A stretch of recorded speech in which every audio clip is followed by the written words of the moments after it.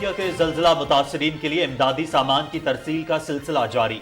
वजीर आजम मोहम्मद शहबाज शरीफ ने लाहौर से इमदादी सामान की बड़ी खेप रवाना की। तुर्किया और शाम के भाइयों का हाथ थामें और दिल खोल कर उनकी मदद करें। वजीर आजम ने पाकिस्तान के अवाम बिलखसूस मुखय्यर हजरात से अपील कर दी। तुर्की और शाम में जल्जले से अमवात में मुसलसल इजाफा, जाँ बहक अफराद की तादाद 21,500 से तजावुज कर गई। तुर्की में 18,300 जबकि शाम में 3,500 से ज्यादा अमवात। मलबे तले दबे अफराद के बचने की उम्मीदें दम तोड़ने लगीं। मुतासरा इलाकों में इमदादी कार्रवाइयां जारी। IMF के साथ तमाम मामलात पर बाहमी तौर पर इत्तफाक हो गया है। आलमी मालियाती इदारे से $1.2 अरब मिलने की तवक्को है। हम दूसरी बार IMF का प्रोग्राम मुकम्मल करेंगे क्योंकि हमें पाकिस्तान और अवाम का मफाद अजीज है। वजीर खजाना इसहाक डार। मैक्रो इस्तेहकाम और पायदार तरक्की के लिए सरकारी शराकतदारों से माली मदद पाकिस्तान के लिए जरूरी है। फैसला कुन पॉलिसीज पर बरवक्त अमल दरामद से पाकिस्तान में मैक्रो इस्तेहकाम आएगा। पॉलिसीज पर अमल दरामद के लिए वर्चुअल मुज़ाकरात जारी रहेंगे। इंटरनेशनल मॉनिटरी फंड्स का पाकिस्तान से होने वाले मुज़ाकरात पर एलामिया। इमरान दौर में IMF से सख्त तरीन शराइत पर मुआहिदा किया गया, फिर मुआहिदे से रूगर्दानी करके मुल्की माशी मसाइल में इजाफा किया गया। हुकूमत अवाम की फलाह बहबूद के लिए दिन रात काम कर रही है। वफाकी वजीर इत्तलात मरियम औरंगजेब की एबटाबाद में न्यूज कॉन्फ्रेंस। हमें खैबर पख्तूनख्वा के मसाइल तरजीही बुनियादों पर हल करने हैं। दहशत गर्दी का बहुत बड़ा चैलेंज दरपेश है। अवाम के जान माल का तहफ़्फ़ुज़ यकीनी बनाना है। पाकिस्तान मुस्लिम लीग नून की सीनियर नायब सदर और चीफ ऑर्गेनाइजर मरियम नवाज का एबटाबाद में तंजीमी इजलास से खिताब। पाक बहरिया के ज़ेरे एहतमाम आठवीं कसीरुल मुल्क की बहरी मश्क अमन का आगाज। 5 रोज़ा मश्कों में 50 से ज़ायद ममालिक की शिरकत। मश्कों में बहरी जहाज, एयरक्राफ्ट, स्पेशल ऑपरेशन फोर्सेस, धमाका के इस मवाद को नाकारा बनाने वाली टीमों और मुबस्सरीन की शिरकत।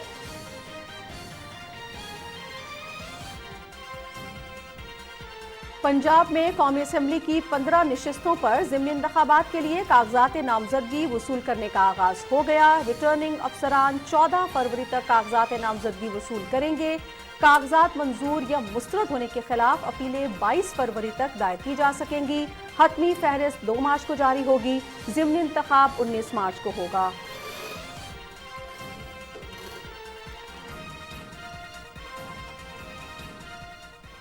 मैं तो गुम था तेरे ही ध्यान में, तेरी आस तेरे गुमान में। वाह। सबा कह गई मेरे कान में, मेरे साथ आ उसे भूल जा। अदब की दुनिया का दरख्शंदा सितारा गरूब हुआ। नामवर अदीब और शायर अमजद इस्लाम अमजद भी रुखसत हुए। अमजद इस्लाम अमजद की शानदार अदबी खिदमात का एतराफ आलमी एजाजात के साथ साथ सितारा इम्तियाज और सदारती तमगा हुस्न कारकर्दगी की शक्ल में किया गया। इंसानी जज्बात को अपनी तहजीब और रिवायात के मुताबिक जबान देकर अमर करने वाला आज हम में नहीं रहा। वजीर आजम शहबाज शरीफ और सदर ममलकत का इजहार अफसोस। वजीर इत्तलात मरियम औरंगजेब समेत सियासी और अदबी शख्सियात का पसमानदगान से इजहार ताज़ियत।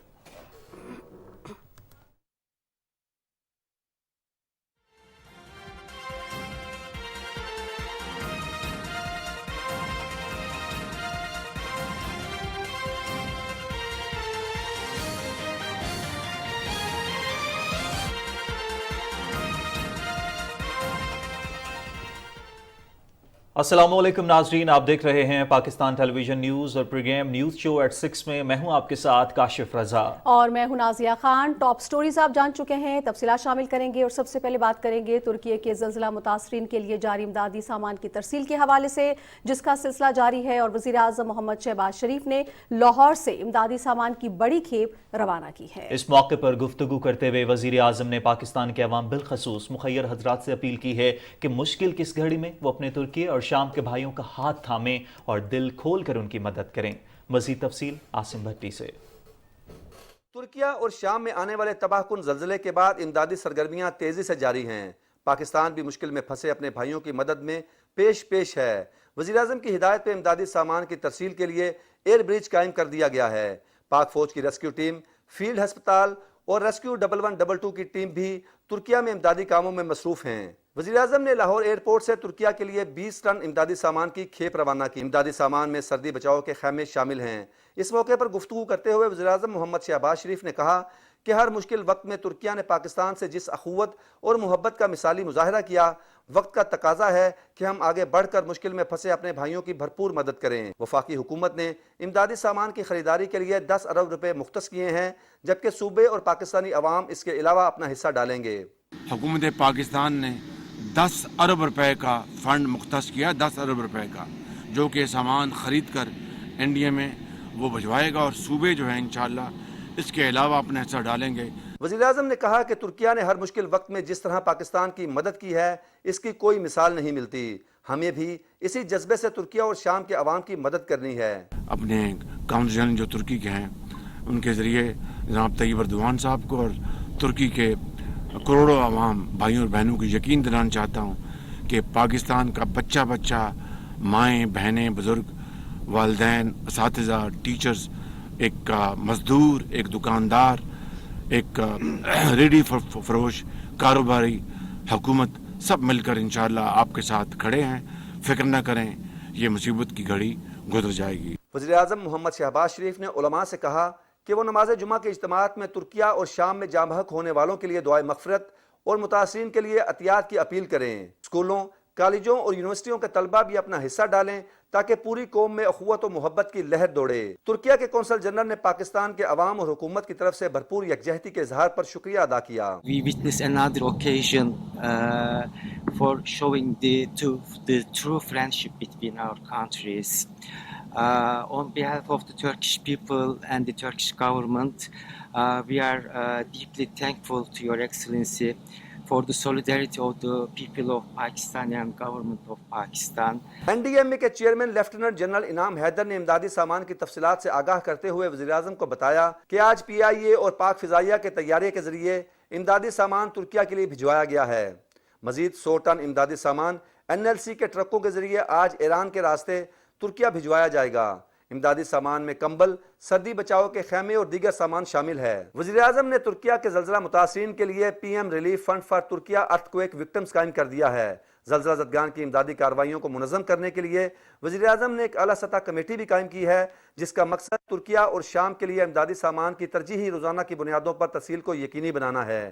NDMA کو بھی ہدایت کی گئی ہے کہ ہر ضلع میں ترکیہ اور شام کے زلزلہ زدگان کے لیے امداد اکٹھی کرنے کے سلسلے میں کلیکشن سینٹر قائم کیے جائیں۔ تمام وزراء اعلیٰ سے بھی کہا گیا ہے کہ زلزلہ متاثرین کے لیے جاری قومی امدادی مہم میں اپنا بھرپور کردار ادا کریں۔ Asim Nazir, Pakistan television news, Lahore. ترکی اور شام کے زلزلہ متاثرہ علاقوں میں امدادی کارروائیاں زور و شور سے جاری ہیں۔ 70 ممالک امدادی رضاکار ملبے تلے لوگوں کو نکالنے کے لیے شب و روز کوشش کر رہے ہیں، تاہم وقت گزرنے کے ساتھ اب ملبے کے نیچے کسی کے زندہ بچنے کی امیدیں دم توڑ رہی ہیں۔ دونوں ملکوں میں آنے والے حالیہ تباہ کن زلزلے میں اب تک 21,500 سے زائد شہری لقمہ اجل بن چکے ہیں۔ ریسکیو کے کام میں مصروف حکام کا کہنا ہے کہ ہلاک ہونے والوں کی تعداد میں ہر گھنٹے بعد نیا اضافہ دیکھا جا رہا ہے۔ ترکی کے نائب صدر نے زلزلے میں جاں بحق ہونے والے اپنے شہریوں کی تعداد 18,000 سے زیادہ بتائی ہے، جبکہ 72,000 افراد زخمی ہیں۔ ترک نائب صدر نے بتایا ہے کہ کلیس اور شانلی اور صوبوں میں ریسکیو اور تلاش کا کام مکمل ہو گیا ہے، جبکہ ان کا مزید یہ بھی بتانا ہے کہ دیار بکر، ادنا اور عثمانیہ کے علاقوں میں بھی بڑے پیمانے پر تلاش اور ریسکیو کی کارروائیاں مکمل ہو چکی ہیں۔ ادھر شام میں ریسکیو ٹیم کے حکام نے بتایا ہے کہ شام میں زلزلے سے جاں بحق ہونے والوں کی تعداد 3300 تک پہنچ گئی ہے۔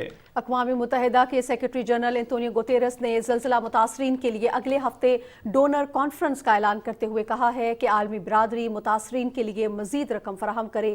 نیو یارک میں رپورٹرز سے گفتگو کرتے ہوئے سیکرٹری جنرل کا کہنا تھا کہ شام کے ان علاقوں میں زیادہ امداد کی ضرورت ہے جہاں حکومت کی عملداری نہیں ہے۔ اقوام متحدہ کا پہلا امدادی قافلہ ترکی کے راستے شام کے شمال مغربی علاقے میں پہنچ چکا ہے۔ عالمی بینک نے ترکی کے زلزلہ متاثرہ علاقوں کے لیے 1.87 کروڑ ڈالر کی امداد کا اعلان کیا ہے۔ دوسری جانب امریکی امدادی ادارے USAID نے ترکی اور شام کے زلزلہ متاثرہ علاقوں کے لیے فوری طور پر 8.5 کروڑ ڈالرز کی امداد کا اعلان کر رکھا ہے۔ ادارے کے ڈائریکٹر سمانتھا پاور کا کہنا ہے کہ متاثرہ علاقوں میں انسانی جانوں کو سردی سے بچانا ترجیح ہے۔ متاثرہ علاقوں میں اس وقت کیا صورتحال ہے؟ ترکی سے سینئر صحافی نوید قمر ہمیں جوائن کر رہے ہیں. نوید صاحب بہت شکریہ. نوید صاحب اس وقت وہاں پر صورتحال یقینی طور پر انتہائی افسوسناک ہے، اور جیسے جیسے وقت گزر رہا ہے یہ بھی اطلاعات آ رہی ہیں کہ ملبے کے نیچے کسی کی زندہ بچنے کی امیدیں کم ہوتی جا رہی ہیں، امیدیں دم توڑتی جا رہی ہیں، جبکہ وہاں پر بہت سارے رضاکار ہیں، 70 ممالک کے امدادی رضاکار امدادی کارروائیوں میں مصروف ہیں. منظر کشی کیجیے گا وہاں پر اس وقت کیا صورتحال چل رہی ہے؟ امدادی کارروائیوں کے حوالے سے بتائے گا اوورآل کیا سچویشن ہے وہاں پر؟ میں آپ کو اپڈیٹ کر دوں. اس وقت امدادی کارروائی ہے وہ ترکی کی تاریخ کی سب سے بڑی موبلائزیشن ہے. 1,41,000 ریسکیو ورکرز جو ہے نا اس وقت والنٹیئر، رضاکار اور paramedics, doctor, nursing staff, fire fighter سارے اس وقت کام پہ لگے ہوئے ہیں، آپریشن میں شامل ہیں. 94 ممالک کی طرف سے امداد کی آفر ہو چکی ہے، اور ہزاروں کی تعداد میں بین الاقوامی ممالک سے رضاکار بھی اس آپریشن میں حصہ لے رہے ہیں. جیسے میں نے آپ سے کہا ہے کہ یہ ترکی کی تاریخ کا سب سے بڑا آپریشن ہے، اور اب سے کچھ دیر پہلے، ایک تقریباً آدھا گھنٹہ پونا گھنٹہ پہلے، صدر رجب طیب ایردوان نے ادیامان جو کہ ایک زلزلے کا ایریا تھا جہاں ہٹ ہوا ہے زلزلہ، وہاں اس کا دورہ کیا، اور انہوں نے کہا ہے کہ جی یہ ہماری صدی کا سب سے بڑا زلزلہ ہے.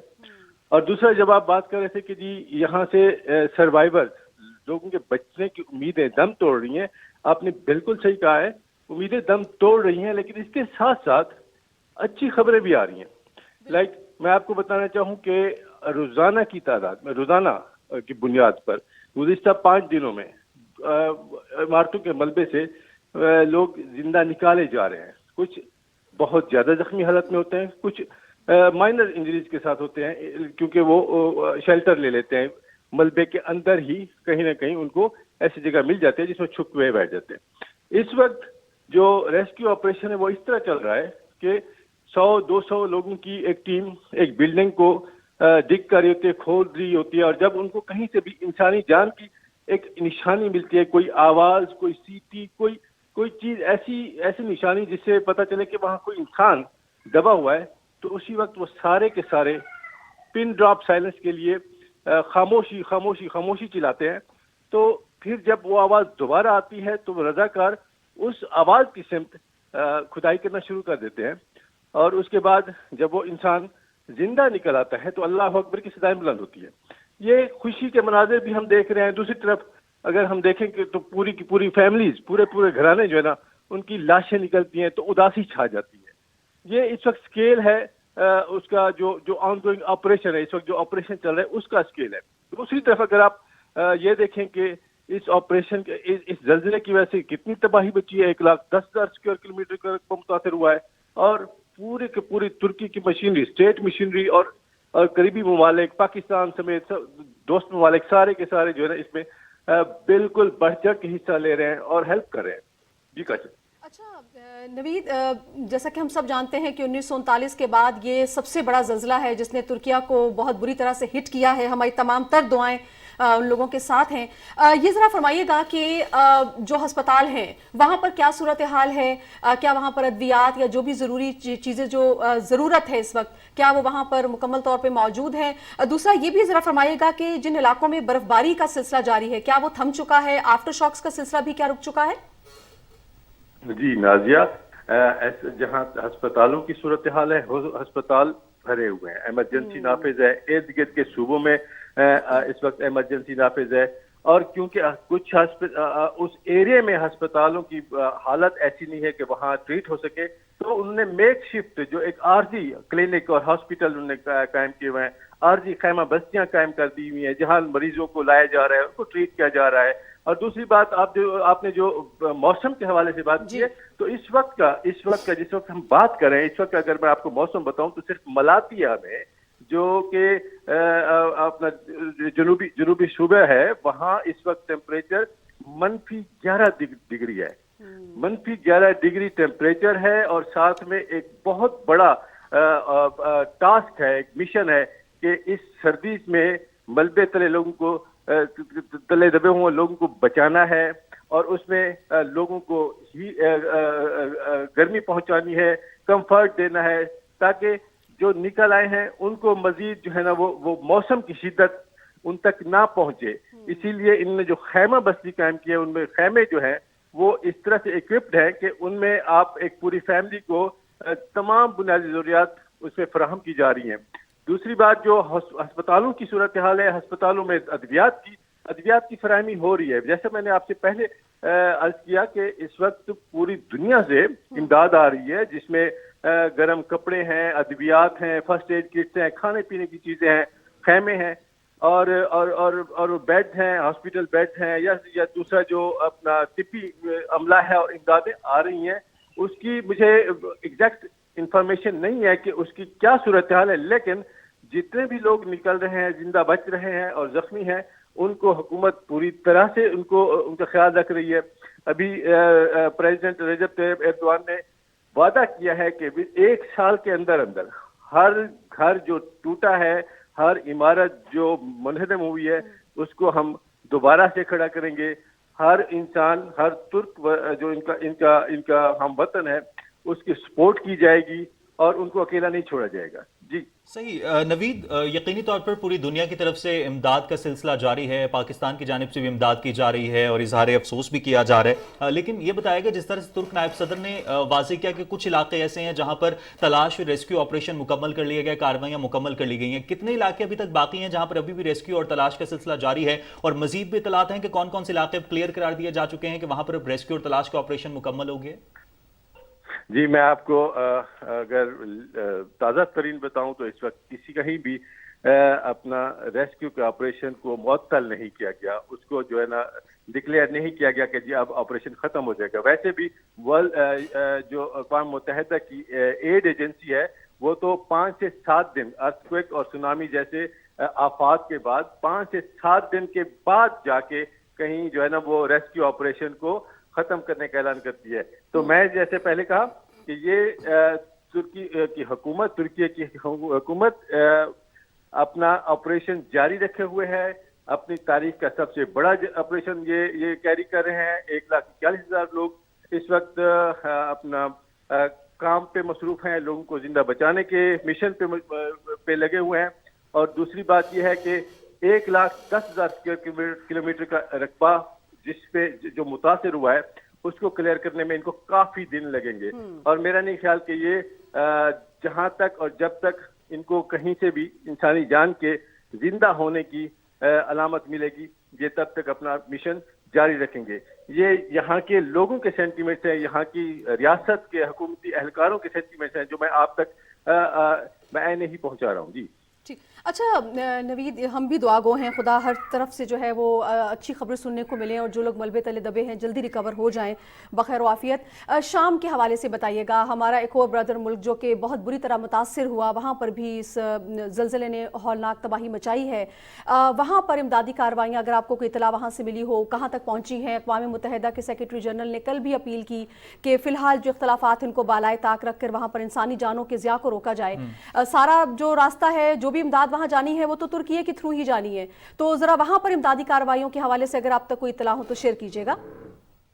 جی, وہاں شمالی شام میں 2 علاقے ہیں, 2 مختلف علاقے ہیں, جن میں سے آدھا علاقہ حزب مخالف یا اختلاف کے جو اپوزیشن کے ریبلز ہیں ان کے قبضے میں ہے, اور آدھا علاقہ جو متاثرہ ہے وہ اسد رژیم یا اسد حکومت کے قبضے میں ہے.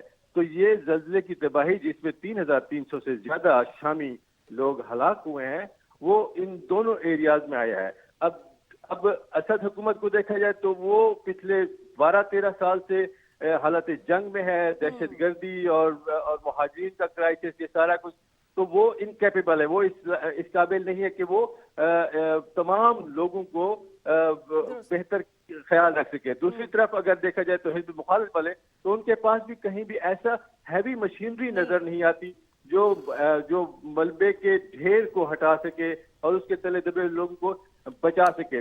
صورتحال وہاں انتہائی گھمبیر ہے, جبکہ کیونکہ یہ ملک شام جس کی ہم بات کر رہے ہیں وہ بین الاقوامی پابندیوں کا شکار ہے. لیکن ایک امید کی کرن یہ آ رہی ہے کہ امریکہ نے کل شام کو انہوں نے اعلان کیا تھا کہ ان کے جو امدادی پارٹنرز ہیں, امدادی ایجنسیاں ہیں, ادارے ہیں, ان کے تھرو اس آفت زدہ ایریے میں امداد پہنچائی جائے گی. اقوام متحدہ کی بھی اپیل ہے اور دوست ممالک جو کہ اسد حکومت کے دوست ممالک ہیں جیسے ایران ہے یا روس ہے, ان کی طرف سے بھی امداد کی جا رہی ہے, لیکن بہت ہی تھوڑے پیمانے پہ کی جا رہی ہے. ٹھیک, بہت شکریہ نوید قمر, سینئر صحافی ترکی استنبول سے, آپ نے ہمیں جوائن کیا. اپنا بہت خیال رکھیے گا. گاہے بگاہے ہم آپ سے مزید بھی اطلاعات جو بھی آپ تک پہنچے گی ہم آپ سے لیتے رہیں گے. بڑی ڈیٹیل کے ساتھ آپ نے بتایا کہ ریسکیو ریلیف آپریشن کہاں تک پہنچا ہے اور جو زخمی ہیں وہاں پر ہسپتالوں میں کیا صورتحال ہے اور کتنے صوبوں کو ابھی جہاں جہاں ریسکیو کے معاملات جاری ہیں. شام کے حوالے سے بھی آپ نے اپڈیٹس دی. اور ناظرین, وزیر اعظم نے بھی ہدایت کی ہے کہ NDMA نے ترکیہ کے متاثرین زلزلہ کے لیے مزید امدادی کھیپ روانہ کر دی ہے, جبکہ امدادی سامان اسلام آباد ایئرپورٹ سے PIA طیارے بوئنگ 777 کے ذریعے ترکیہ بھیجا گیا.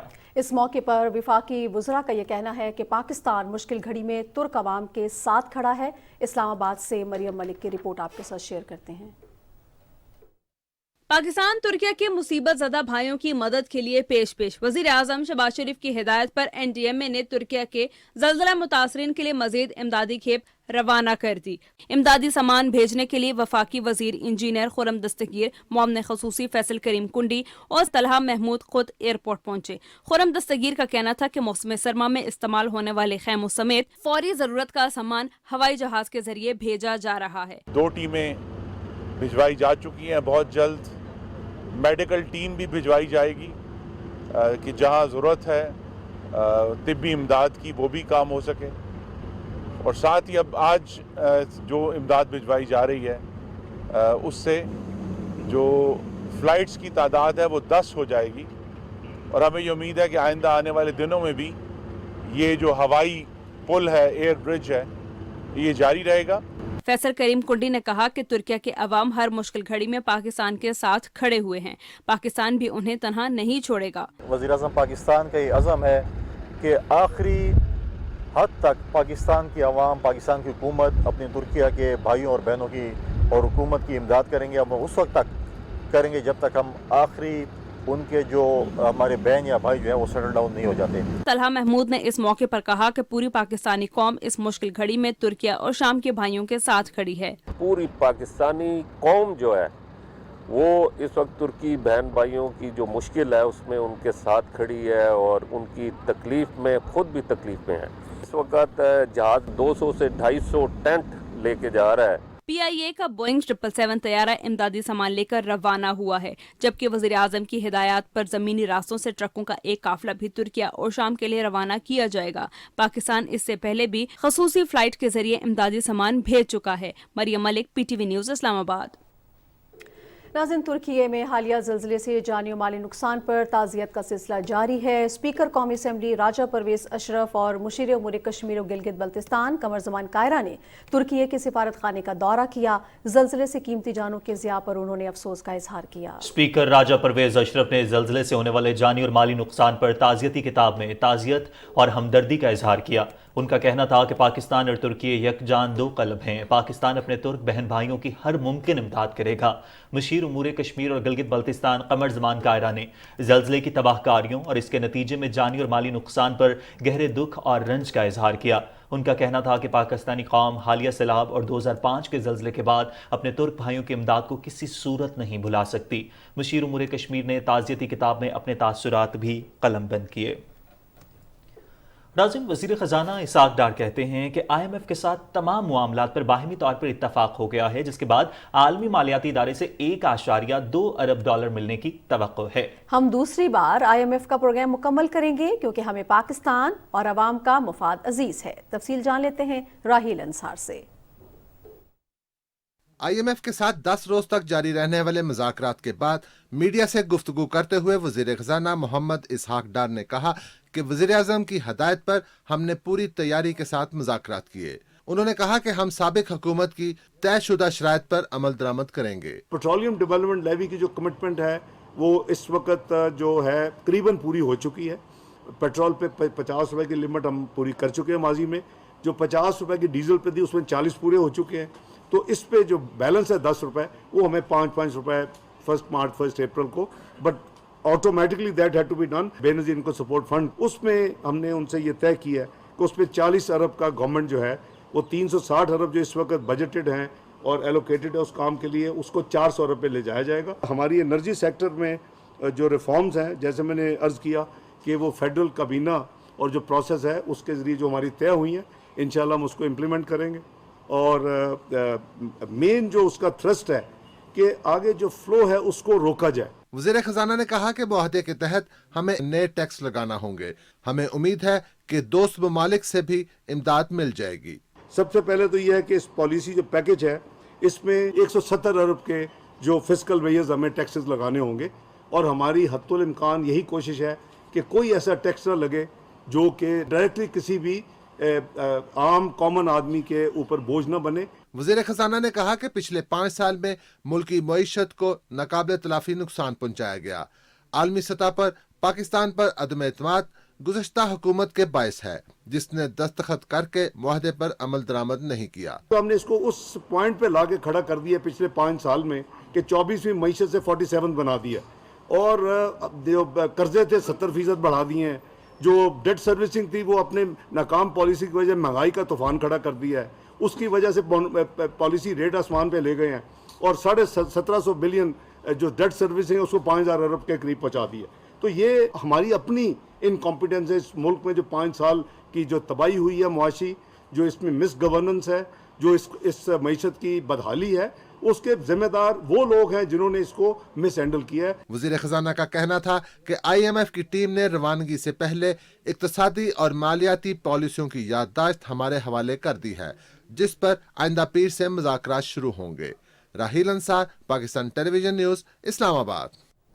دوسری جانب انٹرنیشنل مانیٹری فنڈز نے پاکستان سے ہونے والے مذاکرات پر اعلامیہ جاری کر دیا ہے. واشنگٹن سے جاری IMF کے اعلامیے میں کہا گیا ہے کہ IMF مشن نے نیتھن پورٹر کی سربراہی میں 31 جنوری سے 9 فروری تک نویں جائزے کے مذاکرات کے لیے پاکستان کا دورہ کیا. اعلامیے کے مطابق مذاکرات میں مقامی اور بیرونی ناہمواریاں دور کرنے، مستقل ریونیو حصول کے اقدامات، نان ٹارگیٹڈ سبسڈی میں کمی، غریب ترین طبقے کے سماجی تحفظ کو بڑھانے، سیلاب متاثرین کی مدد، گردشی قرض میں کمی اور توانائی کی فراہمی بہتر کرنے پر بات چیت ہوئی. اعلامیے میں مزید کہا گیا ہے کہ میکرو استحکام اور پائیدار ترقی کے لیے سرکاری شراکت داروں سے مالی مدد پاکستان کے لیے ضروری ہے. فیصلہ کن پالیسیز پر بروقت عمل درآمد سے پاکستان میں میکرو استحکام آئے گا، جبکہ ان پالیسیز پر عمل درآمد کے لیے ورچوئل مذاکرات جاری رہیں گے. اعلامیہ میں یہ بھی کہا گیا ہے کہ IMF ٹیم میکرو اکنامک استحکام کے لیے ضروری پالیسیوں پر عمل درآمد کے لیے وزیر اعظم کے عزم کا خیر مقدم اور تعمیری بات چیت پر حکام کا شکریہ ادا کرتی ہے. اور chief justice of Pakistan Amrita Bandial نے کہا ہے کہ ملک دیوالیہ نہیں ہو رہا، ہر کسی کو ملکی مفاد کے لیے خود کو بہتر کرنا ہوگا. زیادہ آمدنی والی کمپنی سے سپر ٹیکس کی وصولی سے متعلق مقدمے کی سماعت کے دوران چیف جسٹس نے کہا کہ حکومت کی طرف سے غیر ملکی کرنسی کی بیرون ملک سمگلنگ روکنے کے اقدامات سے صورتحال بہتر ہو سکتی ہے. روزانہ $4 کروڑ غیر قانونی طور پر ملک سے باہر جا رہے ہیں. سماعت کے دوران عدالت نے سپر ٹیکس متعلق تمام درخواستیں یکجا کر کے آئندہ ہفتے مقرر کرنے کی ہدایت کی. سماعت کے آغاز پر FBR کے وکیل فیصل صدیقی نے کہا کہ سپر ٹیکس کے نفاذ سے متعلق لاہور ہائی کورٹ کا حتمی فیصلہ آ گیا ہے. ٹیکس مقدمات میں سپریم کورٹ اکثر کمپنیز کو 50% جمع کرانے کا حکم دیتی ہے. کمپنیز کے وکیل بیرسٹر فروغ نسیم نے کہا کہ لاہور ہائی کورٹ کا حتمی فیصلہ آنے کے بعد عبوری حکم کے خلاف FBR کی درخواستیں غیر مؤثر ہو چکی ہیں، جس کے بعد 50% سپر ٹیکس کی ادائیگی کا حکم نہیں دیا جا سکتا.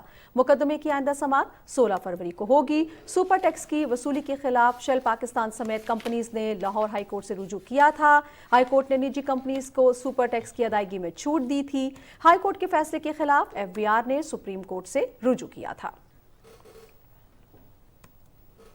IMF سے معاہدہ عمران خان نے کیا، پھر معاہدے سے مکر گیا اور ملکی معیشت کو ناقابل تلافی نقصان پہنچایا ہے. حکومت عوام کی فلاح و بہبود کے لیے دن رات کام کر رہی ہے. یہ کہنا تھا وفاقی وزیر اطلاعات مریم اورنگزیب کا. وہ ایبٹ آباد میں نیوز کانفرنس کر رہی تھی.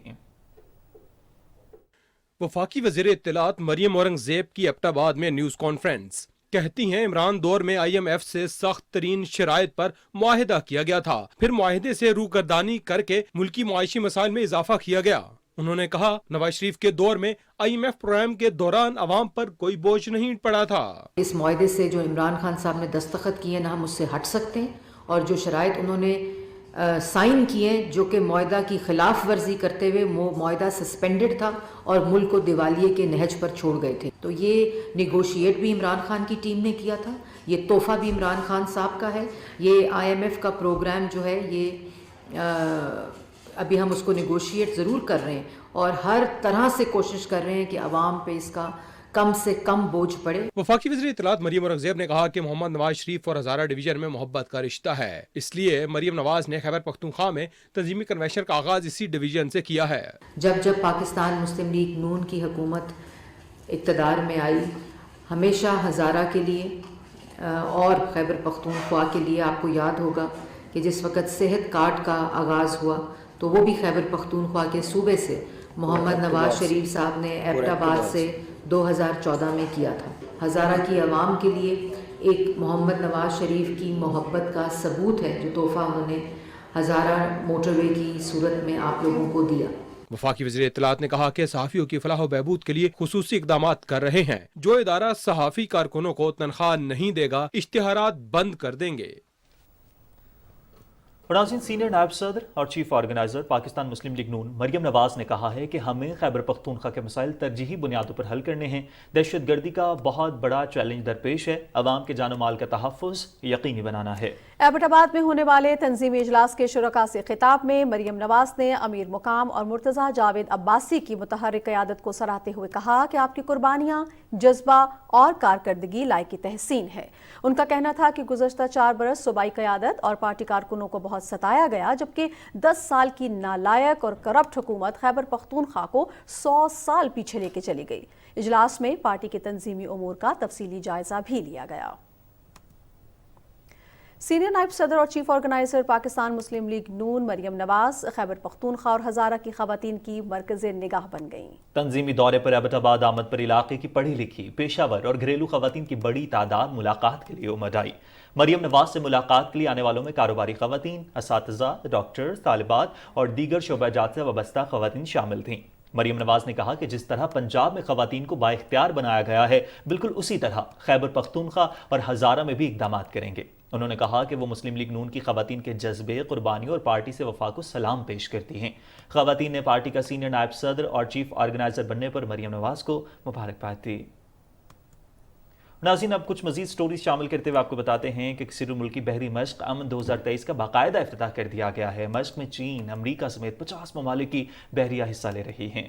کراچی ڈاک یارڈ پر افتتاحی تقریب میں شریک ممالک کے پرچم بھی لہرائے گئے. مزید تفصیل کیا ہے جانتے ہیں اس رپورٹ میں.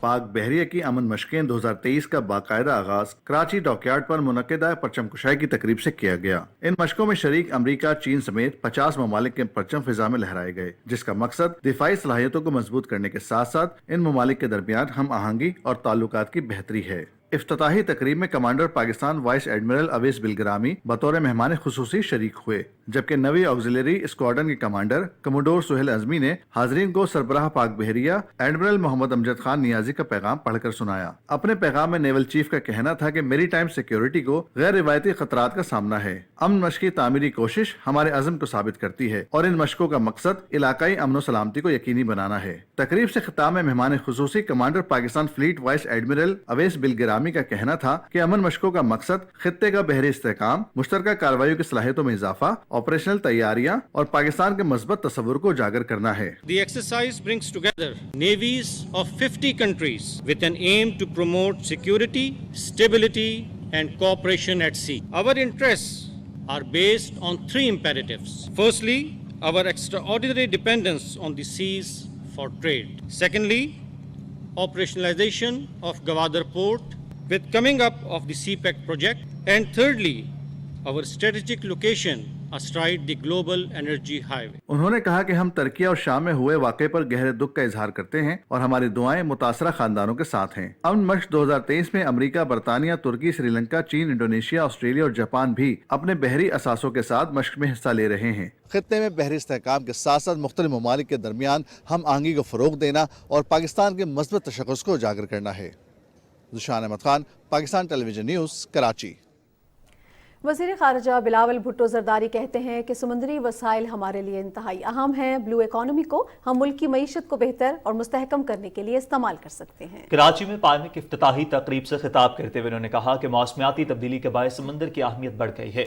समंदर को दहशतगर्दी, क़ज़ाकी और ड्रग ट्रैफिकिंग से बाग करने के लिए हम दुनिया के साथ मिलकर काम कर रहे हैं। हम 2023 बहरी मशकों का इन्नकाद इसकी कड़ी है। बिलावल भुट्टो ज़रदारी ने इस नुमाइश के इन्नकाद में पाक बहरिया के किरदार को सराहा। तकरीब से खिताब करते हुए बंदरगाह और जहाज रानी के वफाकी वजीर फैसल सब्जवारी ने कहा कि सी पैक का मंसूबा गवादर पोर्ट भी ब्लू इकॉनमी का हिस्सा है। ब्लू इकॉनमी का फायदा हासिल करने के लिए वफाकी हुकूमत को सूबाई हुकूमतों के ताउन की जरूरत है। तकरीब से खिताब करते हुए पाक बहरिया के कमांडर कराची रियर एडमिरल मियां ज़काउल्लाह जान ने कहा कि पाक बहरिया और मिनिस्ट्री ऑफ मैरीटाइम अफेयर्स ने मिलकर पायमिक नुमाइश का इन्नकाद किया है ताकि ब्लू इकॉनमी के फवायद और सलाहियतों को उजागर किया जा सके जो मुल्क की मईशत के इस्तेहकाम के लिए ज़रूरी है। मेहमान खसूसी वज़ीर ख़ारिजा बिलावल भुट्टो ज़रदारी ने कॉन्फ्रेंस का इफ्तिताह किया। वफाकी वज़ीर फैसल सब्जवारी, सिंध के वज़ीर आला सईद मुराद अली शाह और पाक बहरिया के सरबराह एडमिरल अमजद खान नियाजी भी मौजूद थे। नाज़रीन, प्रोग्राम में अब आपको बताते हैं कि सूबा पंजाब में कौमी असम्बली की 15 नशिस्तों से ज़िमनी इंतखाबात के लिए रिटर्निंग अफसरान ने कागजात नामजदगी वसूल करना शुरू कर दिए हैं। ज़िमनी इंतखाब 19 मार्च को होगा। इलेक्शन कमीशन के जारी करदा शेड्यूल के मुताबिक रिटर्निंग अफसरान 14 फरवरी तक कागजात नामजदगी वसूल करेंगे। उनकी जांच पड़ताल 18 फरवरी तक मुकम्मल होगी। कागजात नामजदगी मंजूर या मुस्तरद करने के खिलाफ अपीलें 22 फरवरी तक दायर की जा सकेंगी और उम्मीदवार उनकी हतमी फहरिस्त 2 मार्च को जारी कर पाएंगे।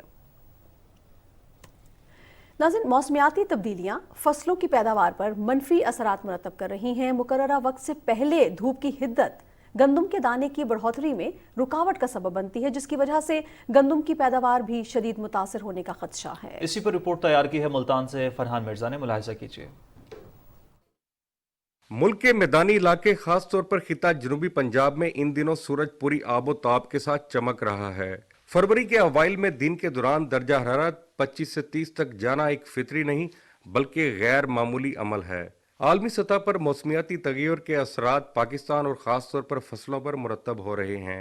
मार्च में गंदम को मतलूबा दर्जा हरारत के फरवरी में मिलने से फसल का दाना बढ़ोतरी के अमल से गुजरने की बजाय इसी हालत में पककर तैयार होने के खदशात हैं। दाने का साइज छोटा रह जाने से पैदावार पर मनफी असरात मरतब हो सकते हैं। टेम्परेचर इसी तरह बढ़ता गया तो ये अर्ली रैपनिंग की तरफ जाएगी, मैच्योरिटी की तरफ जाएगी, जिससे ये नुकसान ये होएगा कि ये अपना दाना जो है ना प्रॉपरली डेवलप नहीं कर पाएगी।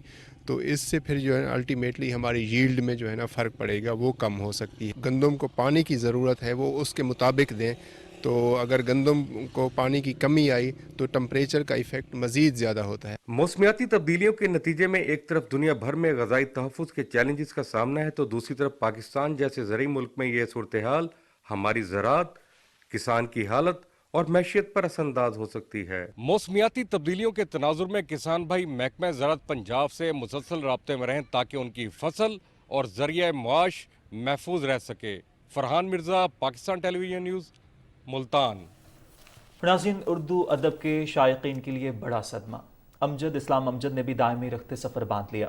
अमजद इस्लाम अमजद को नसर निगारी और ड्रामा नवीसी में कमाल तो हासिल था ही, लेकिन उनकी शायरी भी अदबी सरमाया है। अमजद इस्लाम अमजद के इंतकाल की खबर उर्दू अदब के शायकीन के लिए गहरे सदमे का बाइस बनी है। आइए आपको दिखाते हैं नवाज हवान की रिपोर्ट। मैं तो गुम था तेरे ही ध्यान में, तेरी आस तेरे गुमान में, सबा कह गई मेरे कान में, मेरे साथ आ उसे भूल जा। उर्दू अदब के मोतबर नाम अमजद इस्लाम अमजद ने नसर, शायरी, अफसाने और ड्रामे की असनाफ में अपने कलम से अनमिट नकूश छोड़े। अमजद इस्लाम अमजद ने कलम और किताब से अपने रिश्ते को हमेशा सुरखरू किया।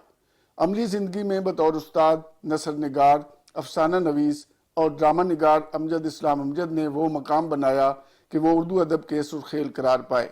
रोशनी मिजाजों का क्या अजब मुकद्दर है, जिंदगी के रस्ते में बिछने वाले कांटों को राह से हटाने में, एक एक तिनके से आशियां बनाने में, खुशबुएं पकड़ने में, गुलसितां सजाने में उम्र काट देते हैं। 70 से ज़ायद किताबों के मुसन्निफ अमजद इस्लाम अमजद ने अपनी कलम से मोहब्बत, ज़मानी तसव्वुर, मुआशरती मसावात और बालादस्त तबकात की तकज़ीब को मौजू बनाया। 1944 को लाहौर में जन्म लिया। 70 की दहाई में पहला शेरी मजमूआ बरज़ख आया, मगर 80 की दहाई में पीटीवी के लिए उनके ड्रामे वारिस, दहलीज और समुंदर से उन्हें बहुत शोहरत मिली। ये हवेली न रही तो हम कौडी के नहीं रहेंगे न्याज।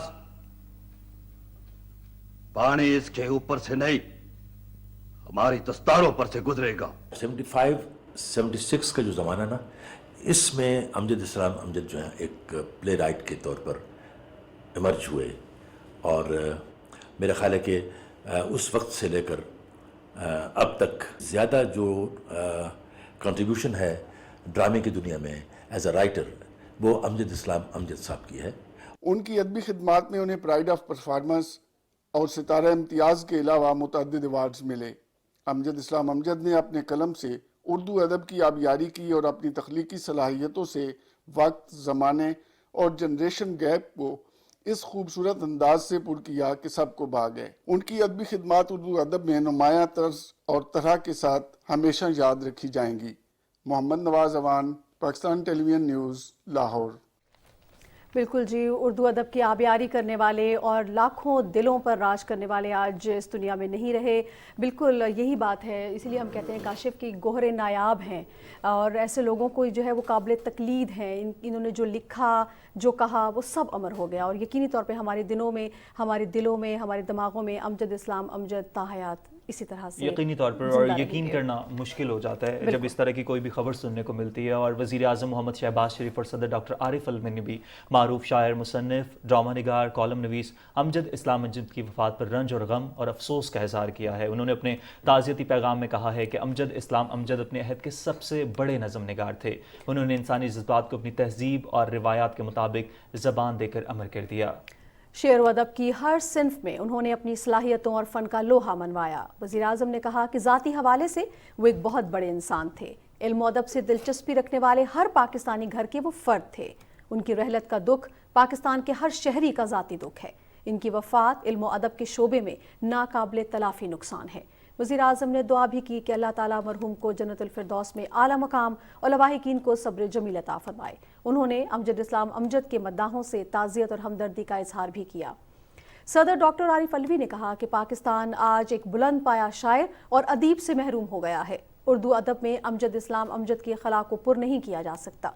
उन्होंने कहा कि अमजद इस्लाम अमजद ने फ़न के शोबे में गिरां कदर खिदमात अंजाम दी, जिन्हें हमेशा याद रखा जाएगा। सदर मुमलिकत का ये भी कहना था कि दुख की इस घड़ी में मेरी हमदर्दियाँ अहले खाना के साथ हैं।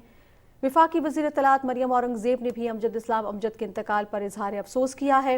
उन्होंने कहा कि अपनी ज़िंदगी के 50 बरस उर्दू अदब को देकर हमारे लिए कीमती सरमाया छोड़ा है। वफाकी वज़ीर इत्तलात ने कहा कि आज अवाम के हुकूक और एहसासात की तर्जुमानी करने वाला एक बड़ा इंसान दुनिया से रुखसत हो गया। नाज़रीन, सादिक़ैन का नाम सुनते ही आर्ट की दुनिया का वो बाब खुलता है जिसका कोई एक पहलू नहीं। बेरंग और बेजुबां कैनवस पर रंग और लफ्जों की जान डालने वाले सादिक़ैन के फनपारों का कोई सानी नहीं। नाज़रीन, आलमी शोहरत याफ्ता मुसव्विर सादिक़ीन की आज 36वीं बरसी है। तफसील बता रहे हैं इमरान मनसब खान अपनी इस रिपोर्ट में। नकाशी, मुसव्वरी, खताती और शायरी के खूबसूरत इम्तिजाज के हामिल सूफी मंश सादिक़ैन अपनी जिंदगी में ही एक लेजेंड की शक्ल इख्तियार कर चुके थे। सादिक़ैन का शुमार पाकिस्तान के उन बड़े मुसव्वरों में होता है जिन्होंने फ़न मुसव्वरी में बैनुल अक़वामी शोहरत हासिल की और मुल्क कौम का नाम रोशन किया। वो इकबाल और गालिब में सही मायनों में गुंधे हुए थे, और उनकी सारी जो पेंटिंग्स, हमारी शायरी और उसके जो इमेजेस हैं उससे निकलती है। जो स्कूल ऑफ थॉट सादिक़ैन का है आर्ट के अंदर, उसको अभी तक उस तरह से समझा भी नहीं गया कि सादिक़ैन का काम जिस तरह से स्कैटर्ड पड़ा हुआ है उसको एक जगह जमा करने और उसके ऊपर कंसिस्टेंसी के साथ काम करने की ज़्यादा ज़रूरत है। सादिक़ैन सारी ज़िंदगी एक नया जहान आबोगिल तख्लीक करने की कोशिशों में मसरूफ़ रहे। उनकी ज़िंदगी कलंदरी, सादगी और सूफियाना रविश से इबारत थी जिसका महवर सिर्फ उनका लाजवाल फ़न था। इस्लामाबाद में Pakistan national council of the arts और सादिक़ैन फाउंडेशन की जानिब से सादिक़ैन की बरसी के मौके पर उनके फ़न पारों की नुमाइश का एहतमाम किया गया। इस मौके पर सादकैन की जिंदगी पर बनाई गई डॉक्यूमेंट्री भी दिखाई गई। सादकैन साहब का काम तो ऐसा है कि जितनी दफ़ा देखें इंसान एक और ही दुनिया में चला जाता है। उन्होंने अपना काम कभी बेचा तो था ही नहीं। PNCA के लिए उन्होंने एक्सक्लूसिवली काम भी किया और हमें 100 पेंटिंग्स अपनी गिफ्ट भी की। सादकैन का शुमार उन शख्सियात में होता है जिनके फन को न सिर्फ उनकी जिंदगी में बल्कि इंतकाल के बाद भी आलमी सतह पर एहतराम की निगाह से देखा जाता है। गालिब, इकबाल और फैज़ की शायरी का जो तफक्कुर सादकैन ने अपनी आर्ट के जरिए दिया है, इस पर बहुत सा काम हो चुका और बहुत सा काम करने की अब भी ज़रूरत है। Imran Masood Khan, Pakistan television news, Islamabad. राजी मारूफ ड्रामा निगार फातिमा सुरैया बजिया को अपने मद्दाहों से बिछड़े 7 बरस बीत गए हैं। पाकिस्तान टेलीविजन और अदबी दुनिया की मारूफ शख्सियत थीं जो नावल निगारी, ड्रामा निगारी और उर्दू नावल के हवाले से पहचानी जाती थीं। उन्होंने टेलीविजन के अलावा रेडियो और स्टेज पर भी काम किया। समाजी और फलाही हवाले से भी उनके काम काबिल कदर हैं। मोहतरमा फातिमा सुरैया बजिया का ख़ानदान भी अदबी दुनिया में एक नुमाया मुकाम रखता है। इन्हें मुतादिद मुल्की और गैर मुल्की अवार्ड से नवाजा गया, जिसमें जापान का आला तरीन सिविल एजाज़ भी शामिल है। फातिमा सुरैया बजिया पाकिस्तान के सूबा सिंध के वज़ीर आला की मुशीर भी रहीं। वो आर्ट्स काउंसिल पाकिस्तान की इंतजामी कमेटी की भी रुकन थी। फातिमा सुरैया बजिया 10 फरवरी 2016 को कराची में तवील अलालत के बाद 85 साल की उम्र में इंतकाल कर गईं। कुछ आगे बढ़ते हैं और बात कर लेते हैं चोलिस्तान जीप रैली के हवाले से। उसके मौके पर बहावलपुर डिवीज़न के तीनों अजला में रंगारंग तकरीबात का सिलसिला भी जारी है, जिससे शहरी खूब लुत्फानंदोज हो रहे हैं। ये रिपोर्ट देखते हैं।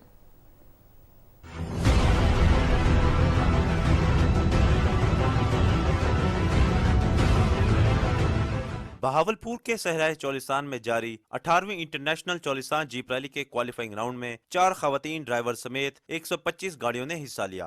क्वालिफाइंग राउंड का ट्रैक 3 किलोमीटर पर मुश्तमिल था। American consulate general Lahore William माकान्योले ने MD टूरिज्म पंजाब आगा अली अब्बास के हमरा पहली गाड़ी को फ्लैग ऑफ किया। रैली को देखने के लिए शौकीन की बड़ी तादाद मौजूद थी। Pakistan's biggest motor sporting event.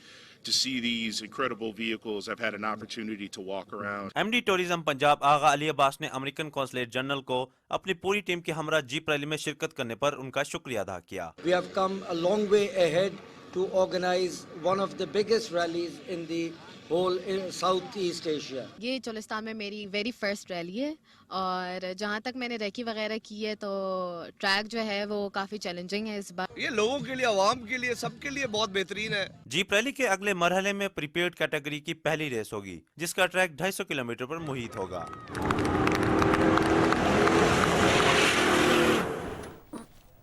नाज़रीन, क्रिकेट के भी सनसनीखेज और दिलचस्प मुकाबलों की बात कर लेते हैं। पाकिस्तान सुपर लीग सीजन 8 रंगारंग मेगा इवेंट के आगाज में 3 दिन बाकी रह गए हैं। 8वें एडिशन की ट्रॉफी की रुनुमाई तारीखी शालीमार बाग लाहौर में की गई। इवेंट का आगाज 13 फरवरी से मुल्तान में होगा। मजीद तफसील से हमें आगाह करेंगे लाहौर से मौजमुद्दीन अपनी इस रिपोर्ट में।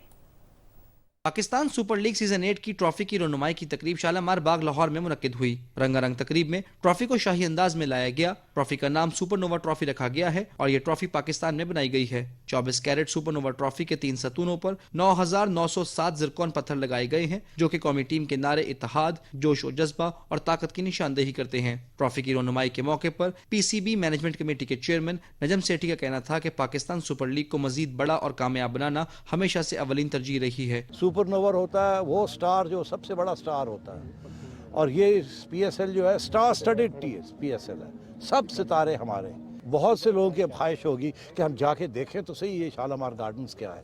तो मैं समझता हूँ इस किस्म की चीज़ें हमें करनी चाहिए, अपने कल्चर को भी प्रमोट करना चाहिए अपने नए प्रोजेक्ट्स के साथ। पाकिस्तान सुपर लीग सीजन 8 की ट्रॉफी के पिछले सतून पर इजाफी क्रिस्टल लगाए गए हैं, जो कि इवेंट को कामयाब बनाने की लगन और मेहनत की निशानदेही करते हैं। रोनुमाई की तकरीब के मौके पर शुएब मलिक, शान मसूद समेत तमाम टीमों के नुमाइंदगान मौजूद थे। मौजमुद्दीन, Pakistan television news, Lahore. Pakistan super league 2019 की चैंपियन टीम कोयटा ग्लैडिएटर्स ने PSL 8 के लिए अपनी ऑफिशियल जर्सी की रुनुमाई कर दी है। कोयटा ग्लैडिएटर के हवाले से ट्विटर अकाउंट से वीडियो जारी की गई है। ट्विटर में लिखा गया है कि ग्लैडिएटर्स इस जर्सी को पहनकर मैदान में उतरेंगे और अपनी खोई शान को हासिल करने के लिए लड़ेंगे।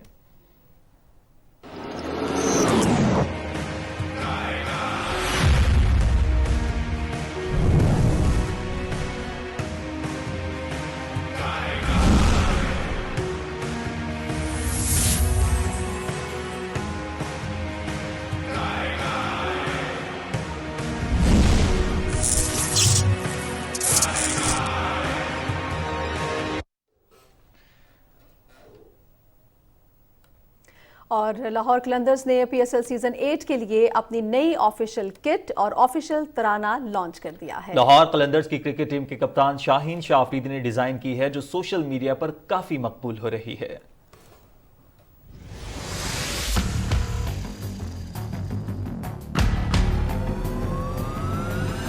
سوچا اگر ہے آنکھ میں دم پہچا بنیں گے ملک کی ہم جوش جنو کرکٹ کا فہم دم دم دم دم ہر دم دم دم دم دم ہر دم ہر دم دم دم ہر دم لاہور قلندر قلندر ہم دم دم دم دم ہر دم ہر دم. لاہور قلندرز کی جانب سے ٹورنامنٹ کے لیے 2 آفیشیل کٹس تیار کی گئی ہیں. ایک ہرے اور دوسری لال رنگ کی ہے. ہرے رنگ کی کٹ لاہور میں ہونے والے میچز میں استعمال کی جائے گی جبکہ لال رنگ کی کٹ دیگر شہروں میں ہونے والے میچز میں پہنی جائے گی.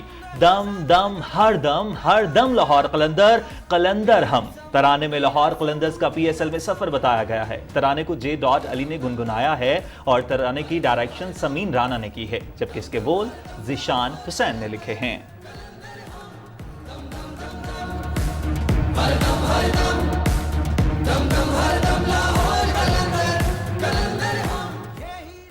ناظرین پروگرام میں اب آپ کو کچھ بتا دیتے ہیں کہ موسم کیا کروٹ لے رہا ہے. محکمہ موسمیات کے مطابق آئندہ 12 گھنٹے کے دوران ملک کے بیشتر علاقوں میں موسم سرد اور خشک رہے گا جبکہ گلگت بلتستان، بالائی خیبر پختونخوا، کشمیر اور ملحقہ پہاڑی علاقوں میں گرج چمک کے ساتھ بارش اور پہاڑوں پر برف باری کی توقع ہے. گزشتہ 24 گھنٹوں کی بات کریں تو اس دوران بالائی خیبر پختونخوا، گلگت بلتستان، کشمیر، اسلام آباد اور بالائی پنجاب میں گرج چمک کے ساتھ بارش اور برف باری ہوئی ہے. اور جناب گزشتہ روز سے جاری بارش اور برف باری کے باعث شاہراہ قراقرم مختلف مقامات پر بند ہو گئی ہے. کوہستان کے مختلف علاقوں میں پتھر گرنے اور لینڈ سلائیڈنگ سے شاہراہ بند ہو گئی ہے. شاہراہ قراقرم مختلف جگہوں سے بند ہے اور مسافر اور سیاح پھنس گئے ہیں. دیامر پولیس نے مسافروں سے بارش اور برف باری کے دوران غیر ضروری سفر سے اجتناب کرنے کی ہدایت کرتے ہوئے کہا ہے کہ وہ سفر شروع کرنے سے قبل شاہراہ قراقرم کی صورتحال کے بارے میں معلومات حاصل کریں. ناظرین اسی کے ساتھ ہی پروگرام کے وقت اپنے اختتام کو پہنچا. ہمیں ہماری ٹیم کے ساتھ اجازت دیجیے. آپ مزید خبروں اور اپڈیٹس کے لیے دیکھتے رہیے پاکستان ٹیلی ویژن نیوز.